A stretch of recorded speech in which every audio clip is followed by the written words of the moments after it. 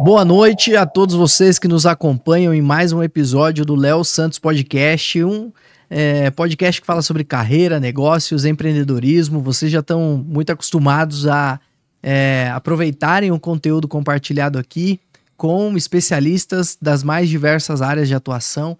Então, eu quero compartilhar com vocês hoje o conteúdo de uma pessoa brilhante da área tributária, um advogado renomado, Dr. Brazuna. Seja bem-vindo, obrigado pela possibilidade, Léo, de estar aqui com a gente. Obrigado, é um prazer. A gente vai ouvir um pouquinho sobre a história dele no mercado jurídico, mas também da atuação dele na área tributária, que é uma das áreas mais relevantes hoje para o ambiente empresarial. Antes, eu quero agradecer a PPIC, que é uma das mais importantes firmas de auditoria, consultoria, outsourcing do país, presente no Brasil inteiro, mas também com atuação internacional. Se você é empresário executivo e tem alguma necessidade na área contábil, financeira, tributária, trabalhista, acesse ppc.com.br, tem aqui na tela um QR Code, você será levado diretamente para o website e lá terá acesso a todas as soluções da PPIC.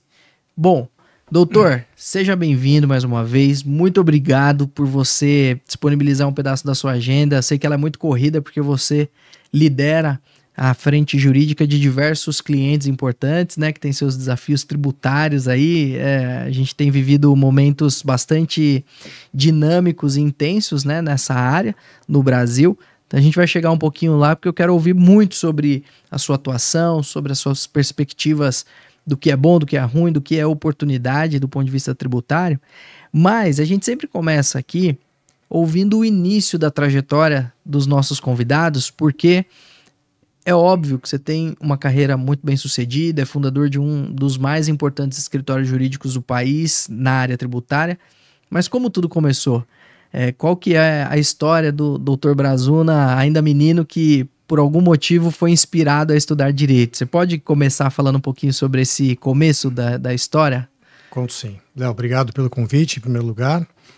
Espero que essa conversa seja produtiva e ajude diferentes perfis de ouvintes e de público. A minha carreira começou muito sem querer, na verdade, né? E até é interessante falar disso. Neste momento, eu tenho um filho que está no momento de escolher a carreira, né? Vai para o 3º colegial ano que vem.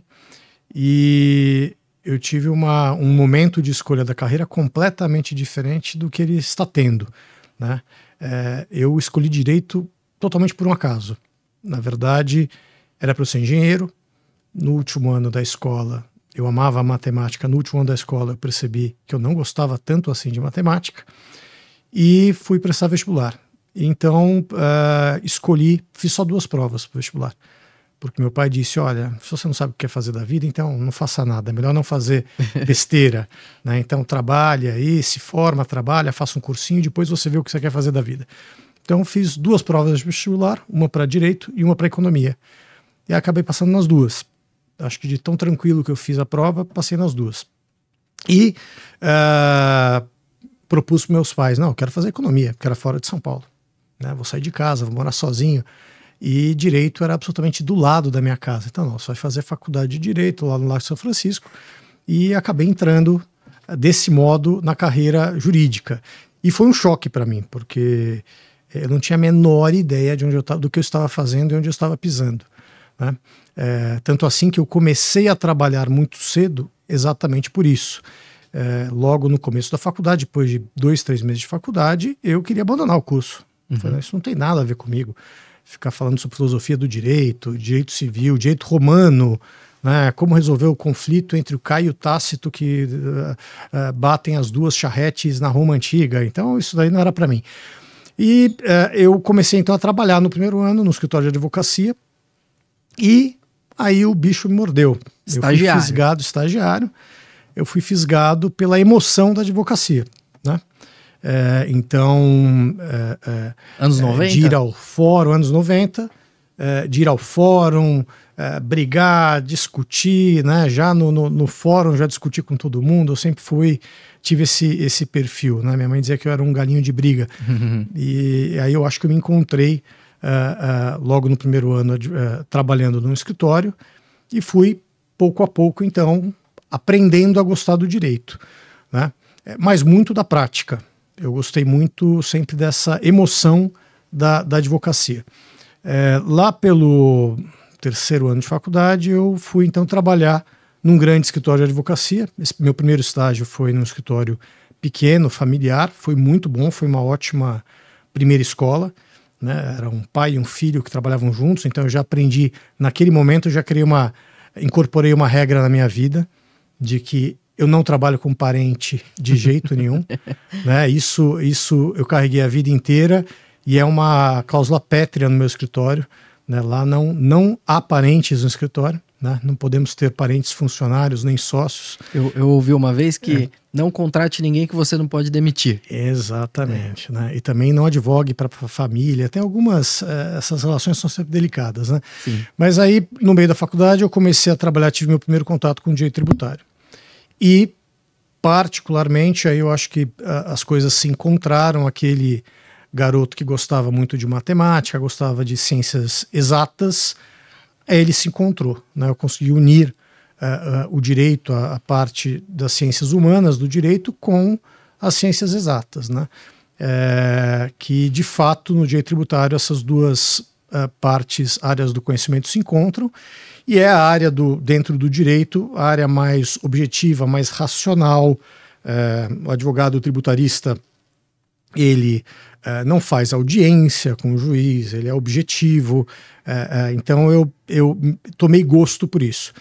E assim fui, me formei, e depois de 2 anos de formado, eu tive a minha primeira crise, ou talvez a grande crise, com a minha própria carreira. Então, depois de formado, 2 anos de formado, eu tive sérias dúvidas se era realmente direito o que eu queria da minha vida. E tirei um sabático com 2 anos de formado. Fui viajar, fiz uma viagem de mochilão durante 40 dias, e quando eu retornei, no dia seguinte ao meu retorno, no dia seguinte eu fui para a faculdade, às 7 da manhã, para a biblioteca estudar. E fiz isso durante 1 ano e meio. Fiquei estudando praticamente todos os dias. Eu ia para uma biblioteca, às vezes na faculdade, às vezes numa biblioteca pública. Fiquei durante 1 ano e meio estudando. Algum tema específico? Tudo que eu não estudei na faculdade.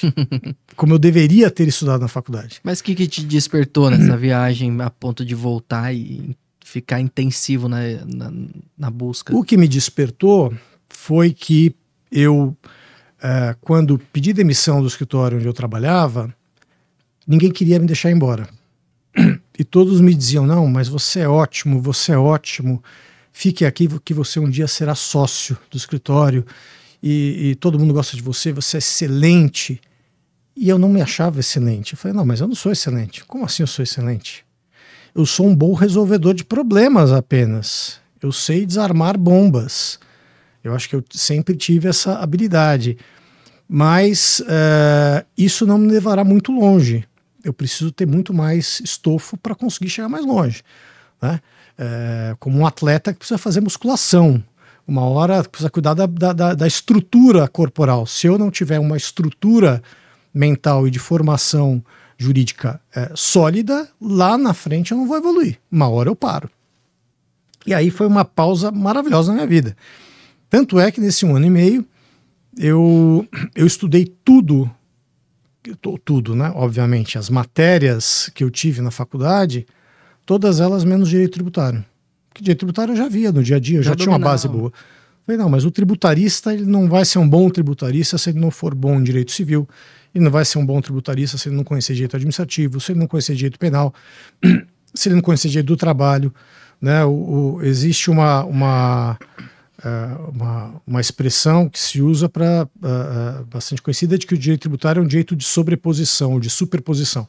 Então o direito tributário, ele toma emprestado conceitos das outras áreas do direito. Uhum. Então, se você não souber fundamentos das outras áreas, você não vai chegar muito longe no direito tributário. Isso depois se mostrou, eu acho que eu tive a prova de que eu tomei uma decisão certa, porque depois desse período, de sabático, eu resolvi, então, também era meio um pouco determinado ao extremo, eu falei, olha, agora que eu estudei, eu vou voltar a advogar, e eu vou advogar do jeito A, B e C. Eu coloquei para mim mesmo quais seriam as regras que eu tomaria na minha vida para advogar. O que eu gostava e não gostava na advocacia. Legal. E comecei a advogar sozinho, procurando o cliente ali, acolá, tal. E depois disso eu comecei, ao mesmo tempo, a procurar escritórios de advocacia com os quais eu me identificava e onde eu imaginava que eu poderia ter aquelas condições de trabalho. E encontrei um escritório onde eu fiquei durante muitos anos, fui sócio, e que de fato havia uma identidade muito grande de visões e forma de trabalho e tudo mais. Depois de vários anos, eu percebi que a premissa maior de todo o meu objetivo, que era eu ser dono do meu próprio negócio, isso teria que sair de lá para ser realmente dono do meu próprio negócio. Então, saí desse escritório, me juntei a um colega de muitos anos, e essa foi a semente para nós montarmos o Bratax, o meu escritório que completou esse ano 11 anos, né, do qual eu sou sócio junto com o Círio e o Cristiano, que são meus sócios fundadores, eles estiveram lá desde o princípio. Hoje nós temos mais 2 sócios que vieram desde do D0 conosco, o Sérgio Pim e a Kátia. Hoje somos 5 sócios de capital, mais os demais associados. E realmente eu acho que nesse sentido, em ter conseguido traçar uma meta e saber em que direção eu ia e saber caminhar, trilhar, né, desviar dos buracos, dos pedregulhos, mas sem perder o norte de onde eu queria chegar, acho que até agora eu consegui, né? Claro que a vida de empresário, acho que é um dos temas aqui da conversa, a vida de empresário é uma vida desafiadora. Quando eu fiz faculdade de Direito, meu pai era administrador de empresas, formado na GV, e grande parte da família fez Fundação Getúlio Vargas. E eu tinha uma certa tentação, será que eu quero fazer faculdade de administração?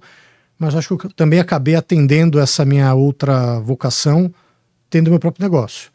Mas eu não me vejo exclusivamente como administrador de um negócio. Então, aliás, até uma máxima que nós temos lá no nosso escritório, inclusive, nós falamos para todos lá que os sócios, nós somos peões e patrões ao mesmo tempo, né? Nós somos, metemos a mão na massa todo santo dia e eventualmente, né, podemos selecionar mais o trabalho que executamos, porque a gente tem mais experiência, tem mais vivência, e os mais jovens têm que aprender. Mas enfim, eu cheguei nesse ponto.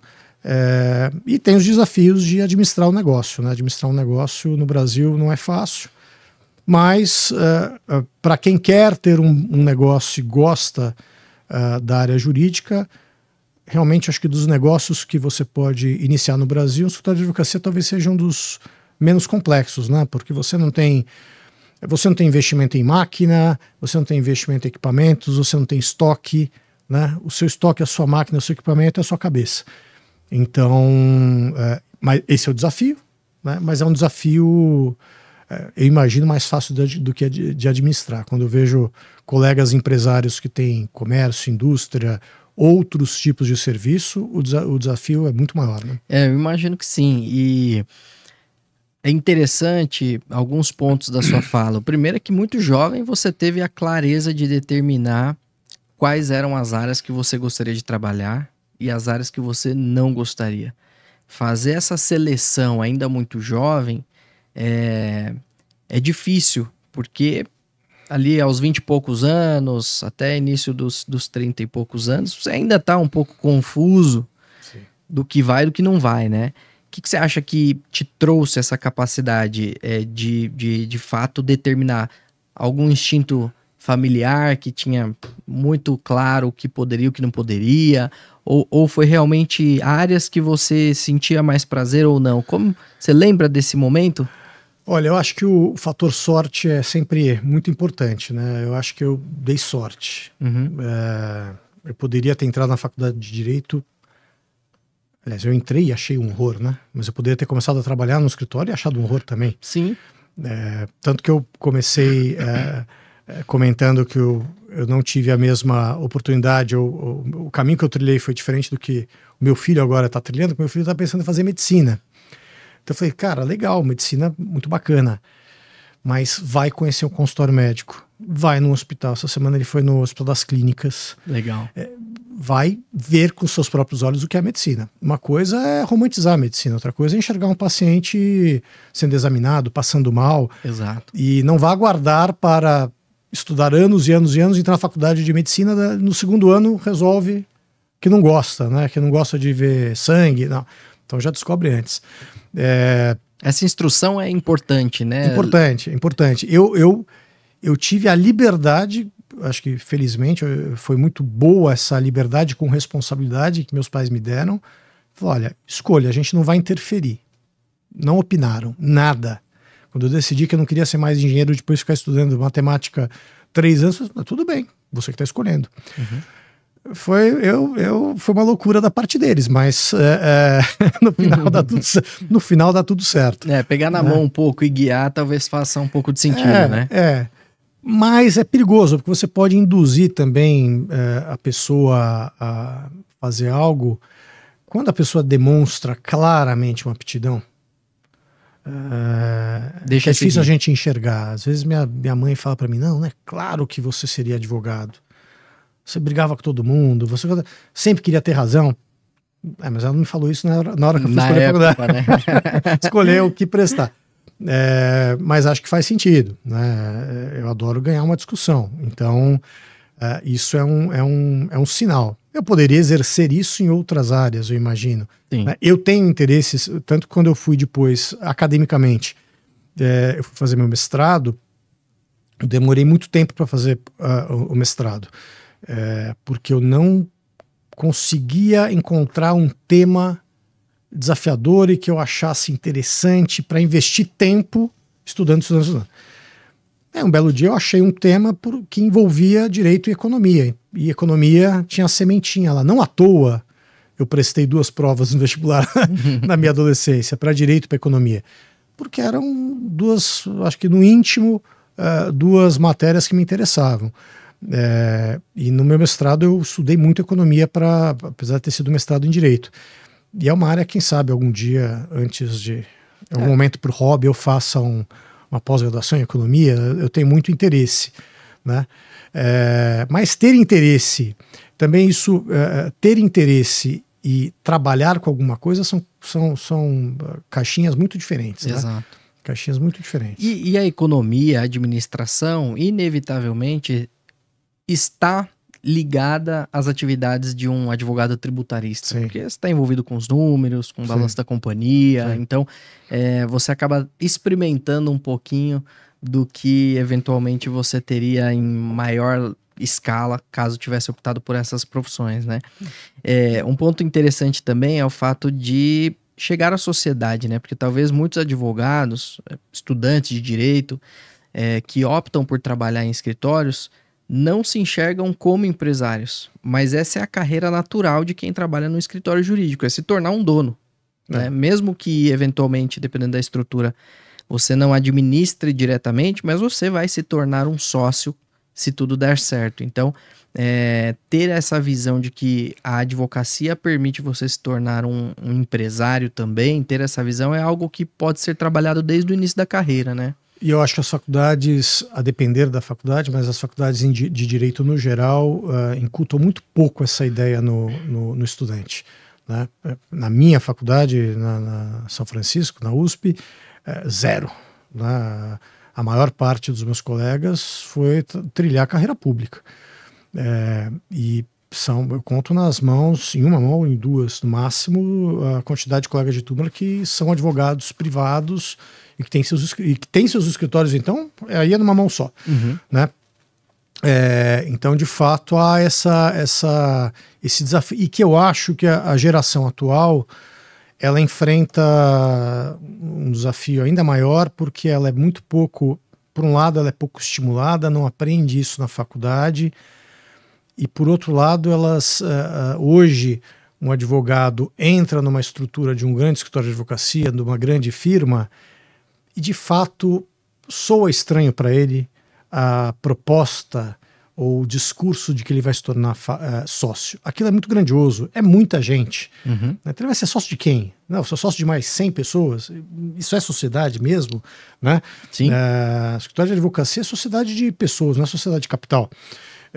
Então eu também aí eu acho que eu tive uma sorte, eu acho que eu tive uma sorte muito grande de o momento em que eu comecei minha carreira, né? Eu comecei a advogar, a estagiar e me formei advogado num dos grandes escritórios de advocacia do Brasil, mas numa época que o escritório tinha 100 advogados. Eu me formei lá, eu acho que era o 100º advogado. Sócios já são uns 13, 14, por aí. Uhum. Uns 10% mais ou menos do número total de advogados. Né? Então era uma dinâmica completamente diferente. O nível de interação entre o sócio mais graduado do escritório e o estagiário, todo mundo era muito próximo. Sim. Né? Também foi um momento da economia institucional do Brasil, com o Plano Real, o início do Plano Real, em que muita coisa começou a acontecer. Começou a entrar muito dinheiro no Brasil, muita empresa estrangeira, e ninguém sabia fazer nada. Às vezes eu falo para os advogados mais jovens, falo assim, olha, vocês não têm a sorte de ter tido ou de terem um chefe irresponsável, entre aspas, porque eu não acho que eles tenham sido irresponsáveis, uma força de expressão, irresponsáveis como os que eu tive. Na verdade, não era irresponsabilidade, era porque ninguém sabia fazer o que estava sendo demandado que fosse feito naquela época. Tinha que aprender fazendo. Tinha que aprender fazendo. E aí você tinha a oportunidade de aprender fazendo com 1 ano de formado ou com 15 anos de formado, 10 anos de formado. Sim. Era muito diferente. Agora, hoje, eu vejo que a estrutura dos escritórios é muito mais complexa, departamentalizada. O que eu mais ouço quando eu vou entrevistar um advogado que quer ingressar no escritório é a pergunta, não, mas qual é o meu cargo? Eu serei coordenador, supervisor, diretor? Eu falei, cara, você não vai trabalhar num banco, você não vai trabalhar em agência bancária. Mas essa cultura chegou na advocacia. Sim. Né? Mas ainda há espaço para os especialistas, né? Eu sempre faço uma comparação um paralelo com a carreira do médico, porque eu acho que as semelhanças são muito grandes, né? Então não tenho dúvida de que hoje, tal como na medicina, você tem os grandes hospitais, você tem os grandes escritórios de advocacia. Né? Então eu como pessoa física, se eu tiver algum piripaque e sentir alguma coisa estranha, eu pego meu carro, vou correndo para o Einstein, eu não tenho a menor ideia do que eu tenho, mas eu tenho certeza que no Einstein você encontrará de ortopedista a neurologistas de nível muito bom. A mesma coisa uma empresa, não tenho dúvida que se eu tivesse uma empresa, tivesse um assunto, eu não sei exatamente como resolver, eu iria num grande escritório de advocacia. Eu serei bem tratado, haverá um nível mínimo de qualidade e tudo se resolve. Agora, eu sou um atleta de alto rendimento, eu amo jogar tênis e estou com um problema no ombro, aí eu vou procurar um médico especializado. Sim. E esse médico especializado não estará nos grandes hospitais. Ele vai ter a clínica dele, vai ter o negócio dele, menor. Isso aí. Né? Então, acho que é muito similar. Ao modelo de escritório que você atua hoje. E eu acho que como o mercado foi se organizando. Então, hoje, você olha uma fotografia do mercado da advocacia, é exatamente isso. Você tem os grandes escritórios, as big firms, full service, tem tudo, tal. Tudo vai ser vão prestar em todas as áreas um serviço de um bom nível. Eventualmente vão ter, de fato, na área A ou na área B, pessoas de nível excepcional, mas na média vai ser de bom nível. Uhum. Agora, eventualmente, você só coloca o ovo de Colombo em pé consultando um escritório menor, um advogado mais especializado. Até pela agilidade. Agilidade, a dedicação, colocar a mão na massa, é diferente. Então, e tem também acho que o terceiro nicho dos professores, acadêmicos, pareceristas, que é outro negócio. É outra pegada. Aí, meu amigo, se você quer ir para esse caminho, é sacrificar jogar o jogo político da carreira acadêmica, que também não é só sentar na cadeira e estudar, também tem que fazer política, também tem que galgar espaço no mundo acadêmico. Que é uma espécie de networking para essa área, né? Para essa área. Então, eu enxergo dessa maneira hoje em dia. Os grandes escritórios, as empresas, as boutiques de trabalho pessoal, acho que esse é o grande diferencial, é o trabalho pessoal, e os grandes pareceristas. Acho que o mercado está bem organizado dessa forma. Um ponto que você falou sobre o seu mestrado, que você levou um determinado tempo para decidir de fato a tese que você gostaria de trabalhar ali. Primeiro eu gostaria de ouvir um pouquinho sobre o que se trata, mas também sobre a educação, quão importante é na área jurídica, porque eu não conheço advogado que parou. Os advogados que eu conheço, que eu me relaciono, estão formalmente sempre estudando, buscando mestrado, doutorado, curso fora, especialização. Como que é essa relação com a educação para exercer o direito? Uma vez eu estava batendo papo com um pai de um coleguinha do meu filho, que ele era neurocirurgião. E o neurocirurgião é o ser humano que se acha mais próximo de Deus, né? E aí no bate-papo eu falei para ele, ficou doido da vida. Eu falei, não, você sabe que o meu trabalho é mais difícil que o seu? Eu brinquei. Ele falou, não, como? De jeito nenhum, tal, o que eu faço? Eu falei, não, sabe por que o meu é um pouquinho mais difícil? Porque o meu corpo humano muda todo dia. Eu tenho que estudar para conseguir fazer a cirurgia e operar. Mas a minha dificuldade é que hoje o corpo humano é de um jeito, daqui a 2 dias mudou completamente o corpo humano.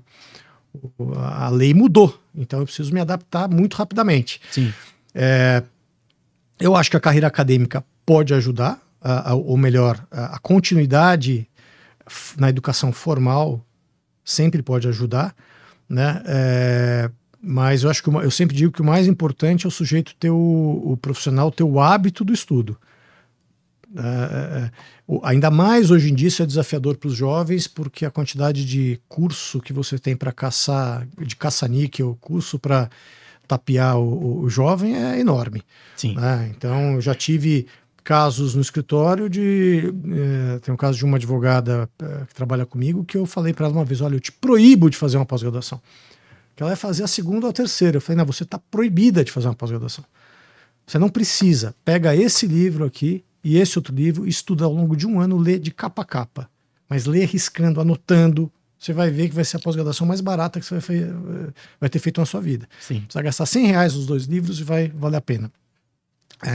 Claro que às vezes, então acho que o jovem tem que procurar, eventualmente, os cursos que vão abrir a cabeça. Eu, quando eu fui fazer meu mestrado, eu escrevi sobre um artigo específico da Constituição, o artigo 146A da Constituição, que foi incluído em 2003 na Constituição e que diz que a tributação, grosso modo, que os tributos poderão ser usados para prevenir desequilíbrios concorrenciais.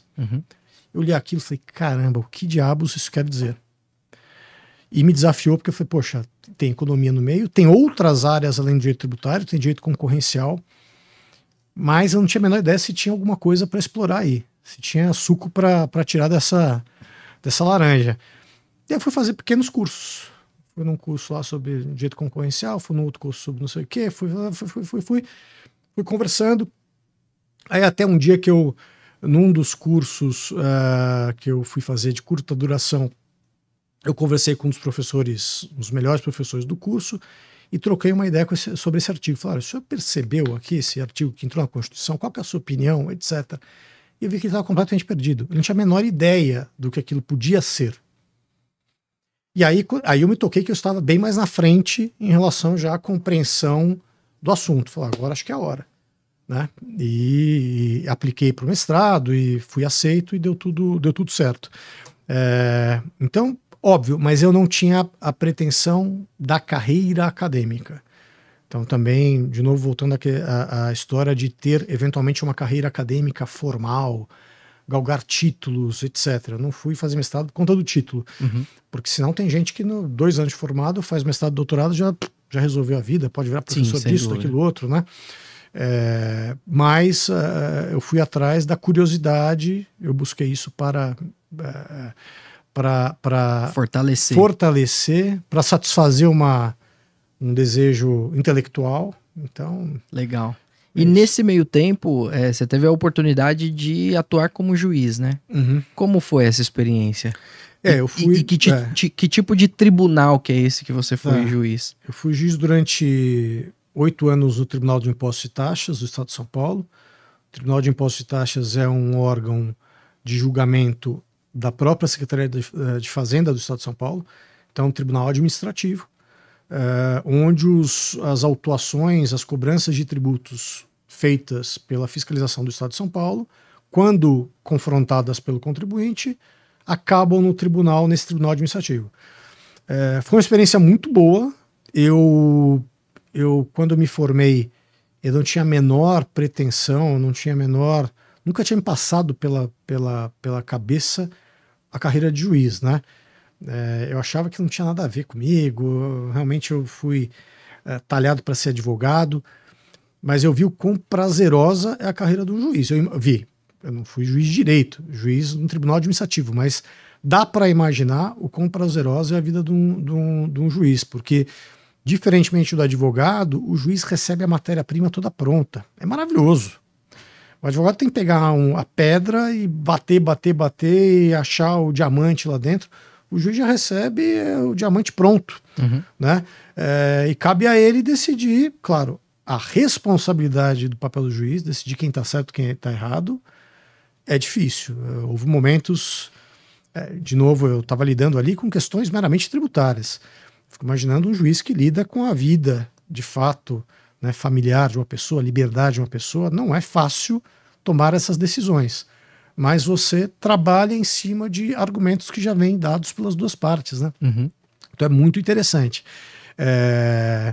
E eu acho que se nós tivéssemos no Brasil, na maioria dos casos, juízes realmente vocacionados, seria uma maravilha, porque é uma vocação, para mim, tão bonita quanto a medicina.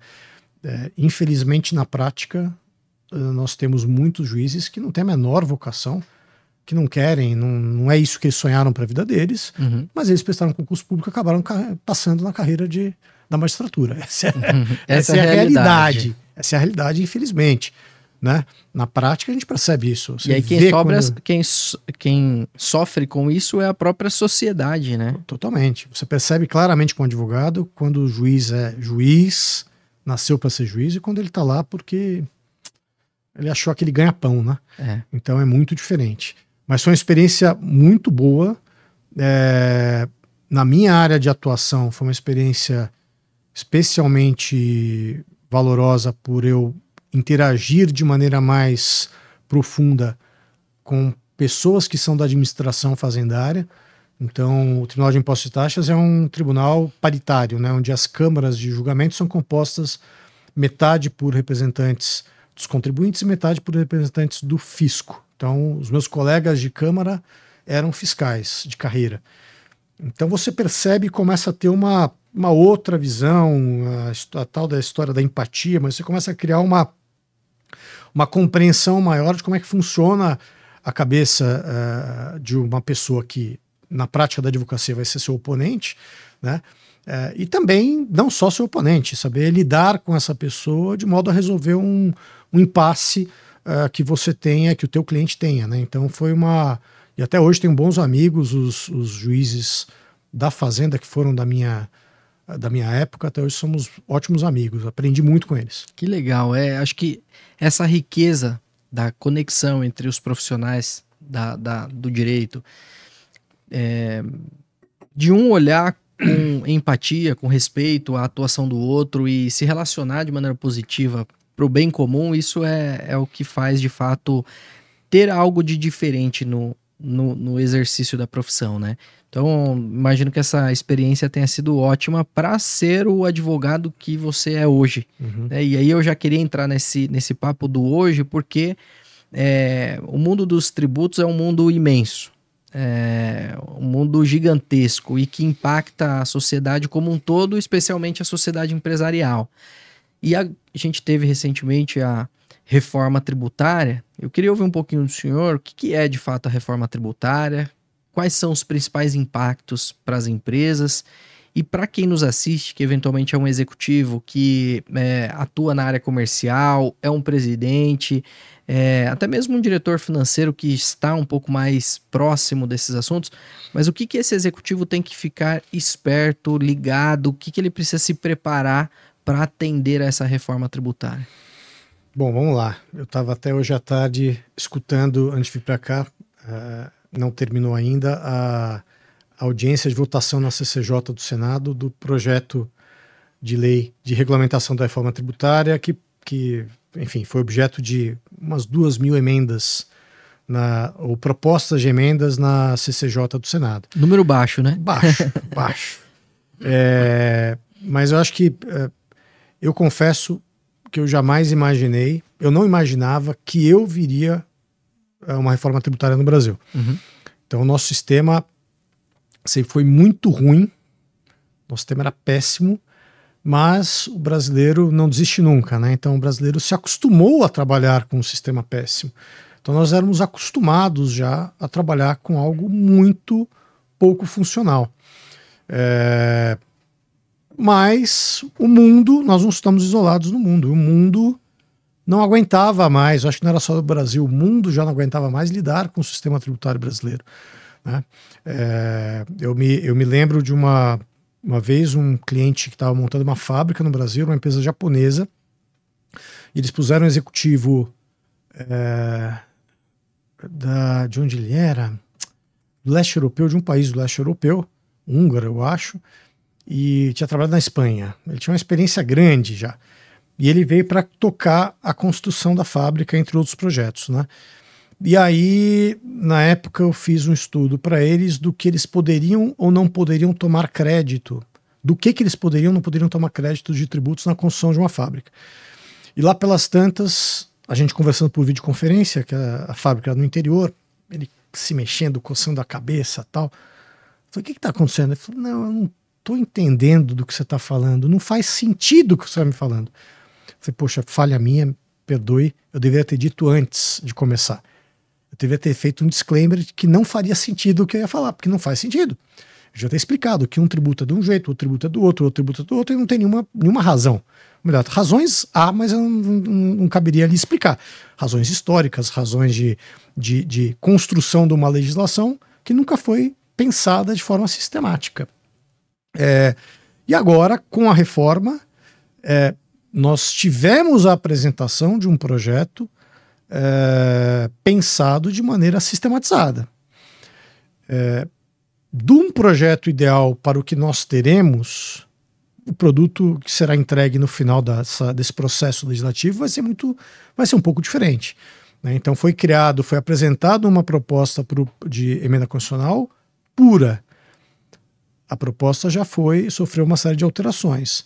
A regulamentação já vai transformar um pouquinho. Então, nós podemos esperar ainda anos e anos e anos de dor de cabeça, de trabalho com o sistema novo que nós teremos. Pode ser que seja melhor? Eu acho que será melhor em muitas frentes, né? Então, eu acho que do ponto de vista de operacionalização,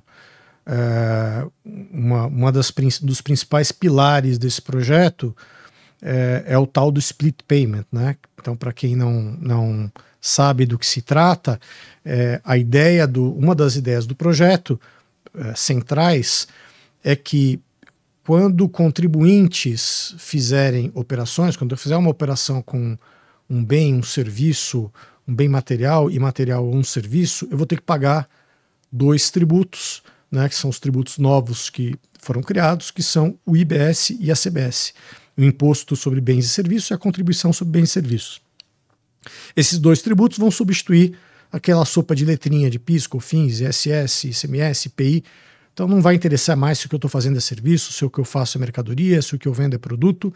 Eu vou pagar esses 2 tributos sempre.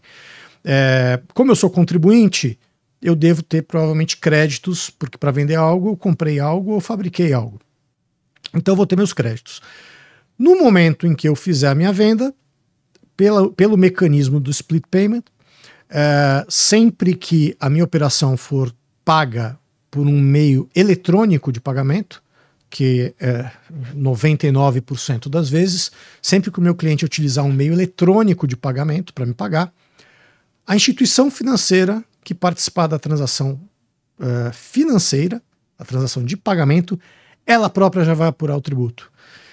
Ela já vai apurar meus débitos e créditos, ela vai entregar os 2 tributos para a administração tributária e vai computar na minha conta bancária só o saldo.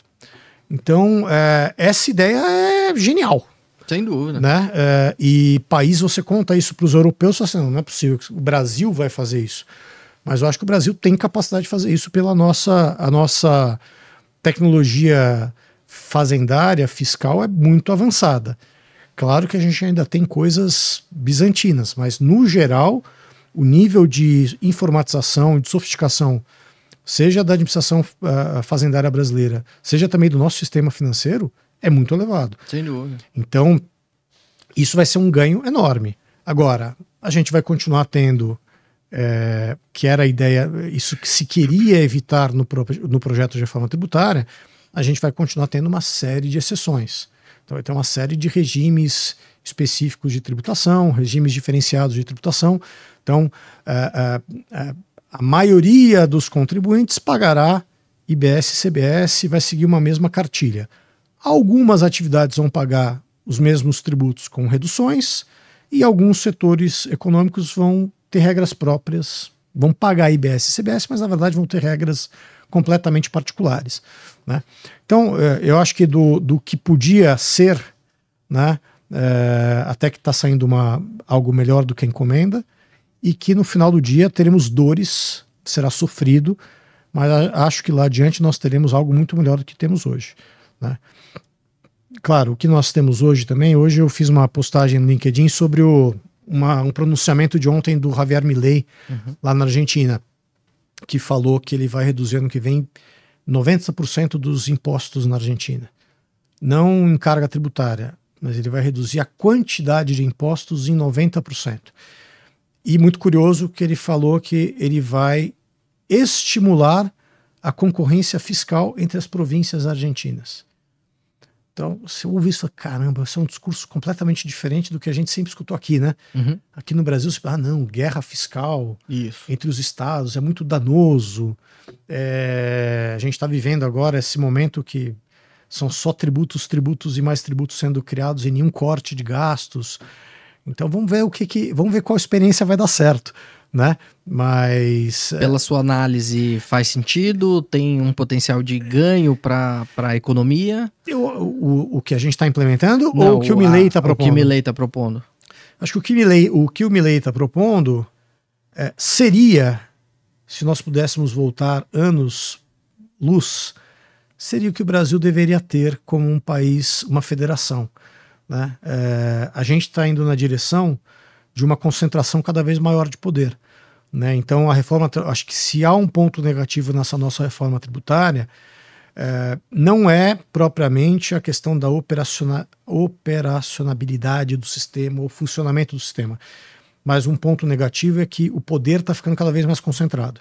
Então os estados, os municípios que hoje cobram tributos de nós, eles não vão ter poder nenhum, vão ter muito pouco poder. Vai haver um órgão supranacional, o Comitê Gestor do IBS, então vai ser um órgão que não é eleito e que vai disciplinar como é que esse imposto é cobrado, né? Então vai regulamentar na prática o funcionamento dele. Então os estados, os municípios cada vez fazem menos. Sim, e aí não consegue estimular um potencial desenvolvimento local. Claro, cada vez tem menos responsabilidade, cada vez tem menos. Então nós vamos viver, se hoje já é uma realidade no Brasil, a quantidade de municípios que só vivem de repasse de arrecadação, essa será a realidade no novo sistema tributário. Que o município não vai precisar arrecadar imposto, né? Ele vai ter lá o IPTU dele, tá, tudo bem, mas é irrelevante, né? Ele vai viver de repasse definitivamente e oficialmente, o que é uma realidade completamente diferente de você ter municípios fortes, com independência. A questão da concorrência que o Milei tá colocando lá na Argentina é interessante porque quando sempre que eu falava sobre guerra fiscal, que era um problema grande no Brasil, eu mostrava um mapa dos Estados Unidos os Estados Unidos é, né, um país mais comparável ao Brasil, ou o Brasil comparável aos Estados Unidos em termos de dimensões, e da organização federativa. Os Estados Unidos, eles têm o imposto estadual deles, o sales tax, né? E eles não têm nenhum acordo nacional contra a prática de concorrência entre os estados. E existe até um movimento lá, uma entidade não governamental, que tenta firmar um acordo entre os estados americanos para que eles pratiquem uma competição fiscal com regras. Mas isso não é aceito de jeito nenhum. Na verdade, na cabeça do americano, quanto mais concorrência, melhor. Então tá bom, se o estado está dando... aqui a gente está, né, esse estúdio fica no município aqui de Barueri, né? Você passa aqui chegando no estúdio, anúncios da prefeitura contando sobre as câmeras que tem instaladas em Barueri. Durante quantos anos Barueri cobrava 0,25%, 0,5% de ISS? Mas tinha serviços, não tinha um buraco na rua, não tinha, os serviços eram impecáveis, né? Então, a concorrência tributária não necessariamente é um problema. Vamos ver como é que isso funciona na Argentina. Aqui o espaço vai ser cada vez menor. Acho que isso é um ponto importante da reforma tributária, o espaço para planejamentos tributários do ponto de vista que envolvam o deslocamento operacional, montar uma estrutura aqui ou ali, porque se eu tiver um centro de distribuição em tal estado, vai ser muito melhor tributariamente do que em outro estado. A tendência é que isso passe a ser pouco relevante. O que interessa mais onde eu estou. O que interessa é onde está meu cliente. Então, fazer planejamento em IBS e CBS vai ser muito mais difícil. Porque, na verdade, no final do dia, a alíquota que interessa é a alíquota de onde está meu cliente final. Né? E aí eu não tenho como deslocar o meu consumidor. Meu consumidor está onde está. Ponto, não tem o que fazer. Não tem o que fazer. Não tem engenharia para modificar onde seu cliente não tem. Vive e consome. Agora, vai ter algum tipo de engenharia para, por exemplo, eu qualificar o que eu estou fazendo, o que eu estou vendendo, o que eu estou prestando de serviço, qual que é a natureza disso. Né? Porque eu tenho exceções, eu tenho regimes mais brandos de tributação. Tenho regimes com regras especiais de tributação. Vai haver, eu acho, um espaço grande para discussão em relação à questão de créditos, porque isso acho que nesse ponto a reforma, o projeto de lei está andando muito mal, porque a reforma previu que esses dois novos tributos, o IBS e a CBS, serão tributos amplamente não cumulativos. Então, tudo que eu comprar vai dar crédito. Legal, beleza. Menos o que for bem ou serviço de uso e consumo pessoal. Foi essa a qualificação. E o que é definido como? Então, aí o projeto de lei, ao invés de dar uma definição boa de bens de uso e consumo pessoal, que poderia, por exemplo, ter sido, olha, bem de uso e consumo pessoal são bens alheios à atividade da empresa, por exemplo. Usar um conceito similar ao do imposto de renda, de despesa operacional. Olha, se não está relacionado à atividade da empresa, se não gera receita, se não gera operação tributada, isso não é para o uso e consumo da empresa, é para o uso e consumo de alguém, mas não da empresa. Não é custo, é despesa. Não é, exatamente. E não é operacional, é uma despesa não operacional. Não foram por esse caminho. Então, prepararam um artigo, tem um artigo que fala, olha, bem de uso e consumo pessoal é o seguinte rol. Aí tem lá joias, obras de arte, armas e munições, umas coisas assim. Tá. Bom, tá bom. Mas espera aí, isso daí pode ser de uso e consumo da empresa. Aí o artigo fala, exceto quando esses bens estiverem envolvidos na atividade da empresa. Então já cria uma regra que logo na sequência já vem exceção. Claro, se for uma joalheria, a joia não é bem de uso e consumo pessoal. Exato. Né? E aí criaram um negócio muito ruim, que eu acho que agora no Senado estão corrigindo, que foi esse artigo, ele no projeto aprovado na Câmara, esse primeiro artigo que fala de joias, ele lista o que é proibido tomar crédito, né? Se eu compro esses bens, eu não posso tomar crédito. E aí tem um outro artigo no projeto de lei aprovado no Senado que tratava da tributação das operações de fornecimento não oneroso. Então fala o seguinte, olha, o IBS e a CBS vão incidir sobre fornecimentos de bens e serviços bens materiais, imateriais e serviços e direitos. E também vai incidir sobre o fornecimento não oneroso. E aí tinha um artigo tratando desse fornecimento não oneroso. E basicamente o que esse artigo queria pegar eram os fringe benefits que uma empresa dá para os seus funcionários, ou para funcionários e diretores também. Esse era um problema. Então, se uma empresa fornecesse, pela redação que saiu da Câmara, fornecer plano de saúde, fornecer automóvel para o diretor, fornecer residência, escola, residência e tal, essa empresa vai ter que tributar esse fornecimento. Tributar esse fornecimento como uma forma de, no final do dia, anular o crédito que ela tomou da aquisição desses bens e serviços. Tá uma burrice tremenda. Devia ter dito já no outro artigo que isso não dá crédito. Né? Agora, isso não é despesa operacional? Isso não deveria dar crédito? Ora bola, se para contratar um funcionário, para contratar uma pessoa, eu tenho que oferecer um pacote de remuneração que inclui carro, casa, etc., é porque é despesa necessária à manutenção da operação da empresa. Sim. Né? Mas essa é uma área em que o projeto de lei na Câmara estava muito ruim. Hoje no Senado, votando na CCJ, eu acho que eles vão votar amanhã no plenário. A redação está bem melhor. Está bem melhor. Mas ainda tem alguns conflitos. Mas ainda é meio confuso. Então, você ainda tem a questão de não poder tomar o crédito. Né? Então, o veículo que você comprou para o diretor da empresa usar, eu posso não tributar no momento que eu empresto o veículo para o diretor, mas eu não vou poder tomar o crédito. Então, eu só vou poder tomar o crédito se for fornecido aquele fringe benefit, eventualmente, a depender do fringe benefit, para um empregado, porque tem aquilo na convenção de trabalho. Então, tem algumas regras que eu acho que, por exemplo, vão incentivar a pejotização. Então, vai ser melhor, eventualmente, para a empresa não ter funcionários na folha de salários. Funcionários têm as suas empresas no Simples, eles contratam os planos. O mercado vai acabar se organizando.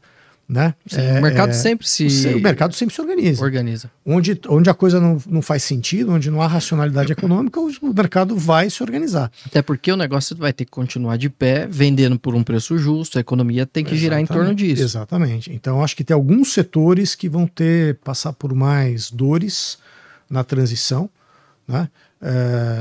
Os prestadores de serviço, nós prestadores de serviço, vamos ter que encarar uma tributação mais alta do que nós temos hoje, mesmo com a conquista de uma redução de alíquota em 30%, mas ainda assim, o serviço advocatício, serviço jurídico, serviço de consultoria vai ficar mais caro. Né? Então, prestar o serviço para uma pessoa jurídica, ok, tudo bem, tanto faz, ela vai tomar crédito, mas o serviço do advogado para uma pessoa física vai ficar uma coisa muito cara. Sim. No Senado agora fizeram uma grande bobagem, cresceram os olhos do fisco, que foi incluir a submissão ao IBS e à CBS, incluir as locações por pessoas físicas. Então, se eu for proprietário de 3 imóveis, a partir de 3 imóveis e a partir de um total de renda de aluguel de R$240 mil no ano anterior, ou seja, eu posso ter um imóvel que eu alugo por R$20 mil por mês, eu estou nessa regra. Ou tenho 3 imóveis que não interessa por quanto eu alugue. Nessas duas situações, eu vou ter que pagar IBS e CBS sobre os aluguéis. Então é uma coisa muito mal pensada. Primeiro, a dificuldade de fiscalizar isso. Segundo, o encarecimento que isso pode provocar na habitação. Você imaginar uma pessoa que tem vários imóveis ou constrói um edifício popular, constrói um loteamento de casas populares, vai alugar aquelas casas por um valor muito mais baixo, mas pelo fato dele ser proprietário de mais do que 3 casas, ele vai ter que pagar. Se imaginar que é 26,5%, está encarecendo a habitação popular, né? Então, mas enfim, eu acho que agora o legislativo está nesse toque de que eles têm que aprovar esse ano. Né? Eu acho que realmente o projeto de lei vai ser aprovado, promulgado, vai ser aquela loucura dia 31 de dezembro vai ser sancionada a lei, vai ser aquela... As empresas todas procurando uma análise detalhada. Mas eu acho que agora eles têm que aprovar porque tem já um cronograma de implementação do novo sistema. O cronograma vai ter que ser respeitado. Começa em 2025? 2026. 2026. E aí, então 2025, todo mundo analisando, 2026 começa a cobrança com uma alíquota de teste, né? Que eles vão calibrar, vão começar a testar o funcionamento do sistema. Essa alíquota sai agora ou sai ano que vem? Não, a alíquota já sabe, vai ser 1%, 1% de cobrança como teste. Tá bom. E aí depois vão ajustando e o sistema vai sendo implementado, vai subindo a alíquota do IBS e da CBS em velocidades diferentes e os demais tributos vão deixando de existir. Até acabar em 2032. Aí 2033 só vai ter o sistema novo. Entendi. Então, claro, a gente vai ter tempo, né? Não é a primeira vez nem a última vez que o legislador, que o Congresso Nacional vai trabalhar na matéria. Uhum. Vão aprovar essa lei, depois vai ter um monte de... alteração. Precisa arrumar tal coisa, aprova uma outra lei complementar, né? Vai ter toda a regulamentação do comitê gestor também, então vamos ver o que vem pela frente.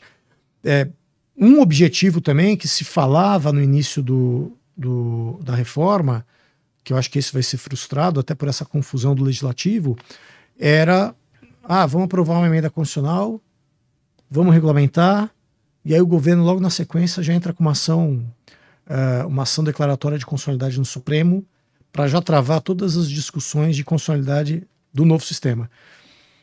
Isso acho que não vai acontecer, porque o processo está sendo, né, a brasileira, né? Aliás, é incrível, você fica assistindo uma audiência no CCJ, você só ouve na CCJ, você só ouve a campainha, né? Todo mundo querendo... Todo mundo berrando, ninguém deixa o outro não falar. Respeita. Olha, mas é o Brasil, né? Só falta entrar uma passista de escola de samba no meio Então é mais ou menos isso. Mas vamos ver, acho que para quem gosta da área e para quem atua na área, no mínimo, isso sim eu digo para os mais jovens, olha, vocês têm que ser muito gratos à reforma tributária. Tem boas oportunidades. Ela garantiu uma geração ainda de advogados na área tributária. Antes da reforma, o cenário estava ficando muito ruim. Uhum. Porque você tinha o Supremo Tribunal Federal decidindo tudo, o judiciário muito acovardado, o espaço estava ficando muito pequeno para novos profissionais. Agora, esquece, tem 20, 30 anos aí de trabalho para muita gente. Legal. Doutor, a gente está indo para a etapa final do nosso bate-papo. Eu queria ouvir um pouco sobre esse próximo passo exatamente, né? A gente tem anos de adaptação à nova legislação, oportunidades para novos advogados, mas e para o ambiente empresarial? Você vê alguma oportunidade de fato? Isso tudo, mesmo não sendo o ambiente ideal, vai tornar mais competitivas as relações comerciais? Vai tornar mais fácil o investidor estrangeiro vir para o Brasil colocar dinheiro? Como você vê essa dinâmica futura com essa mudança da legislação tributária? Olha, eu acho que a gente talvez sinta isso só lá a partir de 2033. Vai demorar ainda uns 10 anos para a gente perceber isso. Eu acho que o empresário estrangeiro, claro, vai continuar investindo no Brasil, porque tem que estar no Brasil. O Brasil é um mercado consumidor muito grande. Eu brinco que o que salva o Brasil, claro, além dos recursos naturais, é o brasileiro ter bastante filho, né? Então tem bastante gente no Brasil para consumir. Então o Brasil é um país onde grandes empresas têm que estar. Agora, um fluxo mais animado, mais otimista, mais confiante de investimento, do ponto de vista tributário, eu acho que isso só vai acontecer daqui uns 10 anos, essa transformação. Isso, obviamente, mas só o tributário não ajuda, né? É uma parte importante da equação, né? O Brasil, eu acho que o que prova que o Brasil tem potencial é que o Brasil, hoje, desde a reforma tributária que houve na Índia, o Brasil, que foi já uns 4, 5 anos atrás, o Brasil passou a ser oficialmente o pior sistema tributário do mundo. O Brasil é o pior sistema tributário do mundo em todos os rankings que avaliam isso. Então, pior do que está não fica, né? Como diz o Tiririca. Então, resolvendo-se isso, o potencial é sempre muito grande.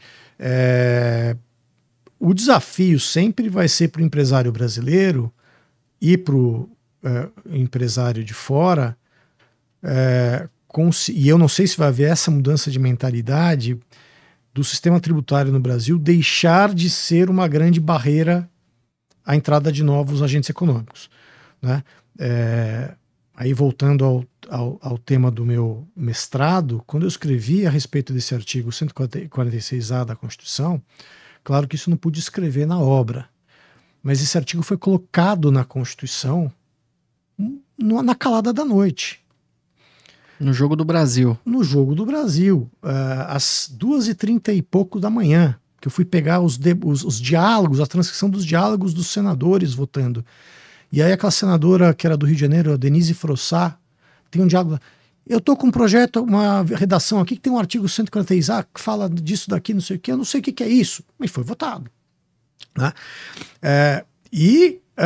Embora o texto diga, muito bonito, não, que nós vamos usar, o Estado poderá usar os tributos para prevenir desequilíbrios da concorrência, na verdade se queria usar a tributação para impedir concorrentes, né? O sistema tributário brasileiro ele não é assistemático à toa, né? Ele é um grande, ele trabalha muito bem a favor de quem sabe manejá-lo. Uhum. Né? Eu espero que essa distorção diminua ao longo do tempo, né? Que o sistema seja mais democrático. Né? Hoje, realmente, quem quiser entrar num setor econômico, a depender do setor econômico, não consegue. Né? Porque o sistema já é adaptado para quem já está aqui há 40 anos, 50 anos. E a regra vai mudar sim. Né? Basta ver, um exemplo que eu sempre dou é da alíquota de IPI sobre bebida, sobre cerveja, que a alíquota de IPI sobre cerveja, sei lá, 20 anos atrás, era uma alíquota ad valorem, né? Percentual do valor do produto. Aí ela mudou para alíquota de REN, alíquota fixa em razão do produto, né? Um valor fixo por produto. A justificativa para ela virar de REN era porque a alíquota ad valorem prejudicava a concorrência. Aí, algum tempo depois, ela deixou de ser ad REN e voltou a ser ad valorem sob a mesma justificativa. Na verdade, quando ela virou ad REN, isso foi feito porque estava entrando um monte de marca de cerveja no Brasil. Então eu falei, não, peraí, então é melhor vamos fazer uma coisa, uma lata de cerveja tem que pagar X reais de imposto. Aí impossibilita a concorrência. E esse imposto, proporcionalmente, era muito mais alto para cerveja mais barata. Sim. Né? Então, eu acho que isso pode diminuir, mas no Brasil tudo é possível. Né? E voltando a falar um pouco de carreira, eu nunca ia imaginar, essa não era uma frente pela qual eu tinha muito interesse, mas eu nunca ia imaginar que eu ia me envolver e estudar e refletir tanto sobre política, né? Porque é impressionante, você não consegue sair da política no Brasil. Né? Então, eu tinha muitos colegas de turma na faculdade de Direito, atrai muita gente com ambição de carreira política. Isso não é para mim, né? Mas hoje é impossível você trabalhar sem olhar o tabuleiro político, quem está puxando interesse, quem está querendo isso, quem está querendo aquilo.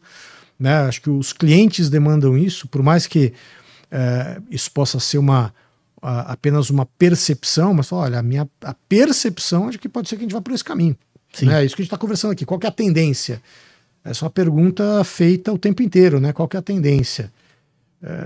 Então todo mundo quer encontrar uma bola de cristal. Mas eu gosto de ser otimista, acho que a tendência é que vai melhorar, mas vai demorar um pouquinho. Serão 10 anos de grandes lutas, calos na mão e... O bom é que, buscando o teu perfil de adolescente, de jovem, que você comentou no início, eu gosto de uma boa luta e não gosto de perder a minha opinião, né? Então, para um bom advogado que de fato quer vencer, esses 10 anos de desafios estarão muito alinhados ao seu perfil, né? Que é defender cabelo, o seu cliente. Claro que vai ter, com certeza. E tem uma equipe boa demais.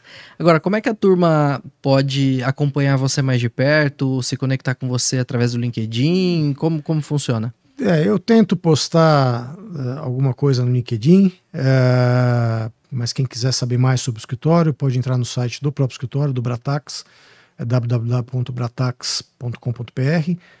Depois eu mando o LinkedIn, mas é o meu nome. Coloca aqui na descrição. Agora não sei se é José Luiz Ribeiro Brazuna, José Luiz Brazuna, mas enfim. Se colocar Brazuna, Brazuna acho que já acha, vai achar 2 Josés Brazuna, um José e o José Luiz, que o meu irmão também se chama José. É advogado também? Não, mas hoje a gente estava brincando que de vez em quando ele trabalha na área, ele é administrador, ele trabalha na área financeira, então às vezes ligam uns malucos me procurando para falar do assunto dele, às vezes entram uns malucos em contato com ele para falar de direito tributário. Legal. Então, isso porque o nosso pai também era José. Aí, quando ligava em casa, era pior, né? Eu quero falar com o José, tá? Mas qual deles? O Brazuna. Mas qual deles? São 3. Dele, né?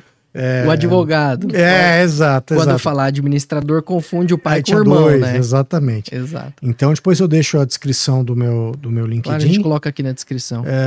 E é isso. Depois eu também vou mandar um link para quem tiver curiosidade, tiver interesse. Eu devo publicar agora em março, então vou fazer uma propaganda aqui. Agora em março, provavelmente, deve sair a 3ª edição de um livro de minha autoria, que é um manual de direito tributário. Legal. Que eu lancei em 2020, foi a 1ª edição, está indo para a 3ª.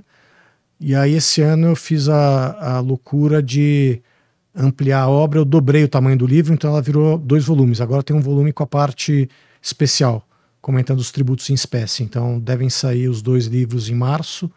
Os 2 são publicados pela editora Almedina, que é uma editora luso brasileira, né? Luso portuguesa, eu estaria dando uma de português. Luso brasileira.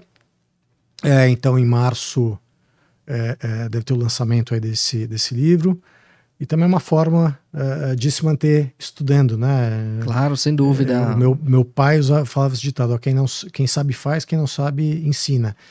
E para ensinar você tem que estudar bastante, né? Então eu também gosto bastante da aula por isso, né? Uma forma de você se força a se manter atualizado academicamente, se manter atualizado no que está passando na cabeça dos jovens, né? Então assim a gente se mantém mais jovem. Legal. Então, já fica o convite para voltar em março, para fazer, de fato, a divulgação oficial. Faço merchan oficial. Merchan oficial e, de qualquer maneira, manda o link que a gente vai colocar na descrição. Com certeza, muitos dos advogados que nos seguem vão ficar interessados em acompanhar, em ter um exemplar desse livro e te acompanhar, porque, de fato, você é um dos advogados tributaristas mais relevantes do país, junto com seus sócios, né? Tem representado grandes clientes. Então, eu desejo só que continuem tendo sucesso, muitas bênçãos aí nos negócios que vocês estão atuando e inspirando a nova geração que vem aí com muitos desafios pela frente, com esse mundaréu de oportunidade no ambiente tributário. Obrigado mais uma vez por você disponibilizar um pedaço da sua agenda para vir aqui compartilhar a sua história, seus desafios e sua visão, perspectiva sobre o mundo tributário, tá bom? Eu agradeço, Dr. Brazuna. E para você que nos acompanhou, mais uma quarta-feira, às 20h30, com conteúdo de alta qualidade, não deixe de nos seguir, acompanhar semanalmente os conteúdos compartilhados por aqui. Se você tem algum amigo, familiar, alguma pessoa do seu relacionamento que precisa ter acesso a esse conteúdo, pega o link agora, envia por WhatsApp, compartilha no seu LinkedIn, faz aí o merchan, nos ajude a alcançar mais pessoas. Ative o sininho para você ter acesso de antemão a todos os conteúdos novos aqui divulgados. E meu muito obrigado por vocês estarem conosco. Uma ótima noite e até tchau, tchau.